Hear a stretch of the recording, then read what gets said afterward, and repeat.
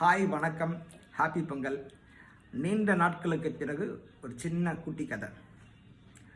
இந்த குட்டி கதை ஒரு நடந்த சம்பவம், ஒரு நபருக்கு நடந்தது. ஒரு மிகப்பெரிய ஆளுமை திறமை உள்ள ஒரு ப்ரொடியூசர் அவருக்கு நடந்தது. இந்த சம்பவம் பல பேருடைய வாழ்க்கையை கனெக்ட் பண்ணோம். ஏன் அது நமக்கே நடந்திருக்கலாம். கண்டிப்பாக அதை ஷேர் பண்ணுக்காக தான் இப்போ நான் இந்த வீடியோவே போடுறேன். ஒரு நபர் அவர் நல்லா இருக்கிற பீக்கில் இருக்கிற காலத்தில் நிறைய நபர்களுக்கு உதவி செஞ்சுருக்காரு. அதாவது அவங்க பிள்ளைங்களுக்கு படிப்புக்காக இருக்கட்டும், அவங்க வீட்டினுடைய தேவைகளாக இருக்கட்டும், அவருடைய உணவுக்கான தேவையாக இருக்கட்டும், அவர் உடைக்கான தேவையாக இருக்கட்டும், அவருடைய வாழ்க்கை தரத்துக்கான தேவையாக இருக்கட்டும், பல வாய்ப்புகளாக இருக்கட்டும், இது மாதிரி நிறைய விஷயங்களை உதவி செஞ்சுருக்காரு. அவர் செஞ்ச எந்த உதவியும் அவர் எங்கேயுமே ஒரு பிரபலப்படுத்தலை, விளம்பரம் படுத்திக்கல. அதேமாதிரி அவரோட காலில் படிப்பு முடிச்சுட்டு அவர் காலில் உதவி கேட்டவங்களுக்கு உதவி செஞ்சுருக்காரு. பசிக்கு காசு கொடுத்துருக்காரு.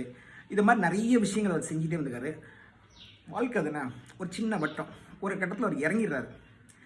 இறங்கின உடனே அவருடைய தேவை ஒன்று இருந்திருக்கு, ஒரு பணத்தேவை.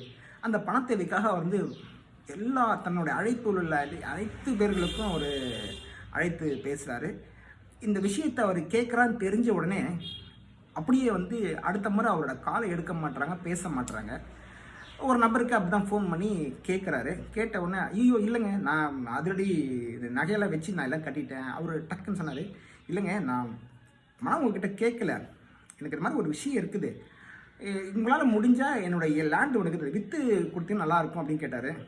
அவர் டக்குன்னு ஃபோனை கட் பண்ணிட்டார். இந்த மாதிரி அவரோட கேட்குற எல்லா இடத்துலையும் ஏதோ ஒரு காரணம் சொல்லி தட்டி கழிக்கிறாங்க. அவர் ஒடியில் பஸ்ட் ஆகி அழுகுறாரு. அழுகும்போது அவர் இருந்த காலத்தில் ஒரு தம்பி படித்துக்கிட்டு இருக்க தம்பிக்கு அவர் என்ன செஞ்சாருன்னு தெரியாது.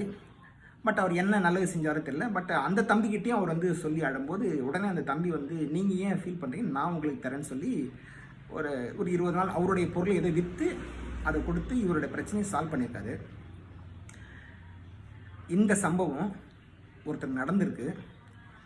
அந்த ப்ரொடியூசர் என்ன நடந்துச்சுன்னா, அந்த ப்ரொடியூசர் ஆஃபீஸில் பிஸியாக இருக்கிற நேரத்தில் ஒரு நடிகர் சின்ன சின்ன வாய்ப்புகளுக்கு தேடி தேடி போவார். அப்படி போகும்போது ரெகுலராக அந்த ஆஃபீஸில் ஒரு நண்பர் அவரோட பழக்க மாட்டார். அதனால் அந்த ஆஃபீஸ்க்கு அடிக்கடி அந்த நடிகர் போயிட்டு உட்காந்துருக்கும். அவருக்கு ஒரு தேவை ஏற்பட்டிருக்கு. அந்த தேவைக்காக அவர் எல்லார்ட்டையும் கேட்டபோது யாருமே கொடுக்க முன் வரல. அப்போ நிறைய அந்த ப்ரொடியூசர்கிட்ட போய்ட்டு அவர் கேட்ட உடனே டக்குன்னு அவர் எதுவுமே யோசிக்காம உடனே எடுத்து கையில் காசு கொடுத்துட்டாரு. அவர் கொடுத்தது ஒரு சின்ன ஒரு ஒரு பணம் தான்.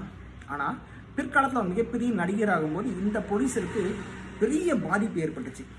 ஒரு படம் எடுத்து ஒரு ஒரு பெரிய சம் அமௌண்ட் தேவைப்பட்டது. இந்த விஷயம் அவர் சொல்லலை. ஆனால் இந்த விஷயம் அந்த ப்ரொடியூசருடைய ஃப்ரெண்டு மூலிமா நடிகர் காதுக்கு போய் நடிகர் உடனடியாக அவருக்கு ஃபோன் அடித்து பேசி நேரடியாக அவர் ஆஃபீஸ்க்கே என்ன பிரச்சனை, இது மாதிரி பிரச்சனை அப்படியா, எவ்வளோ வேணும்னு கேட்டார். அவர் எதுவுமே சொல்லலை.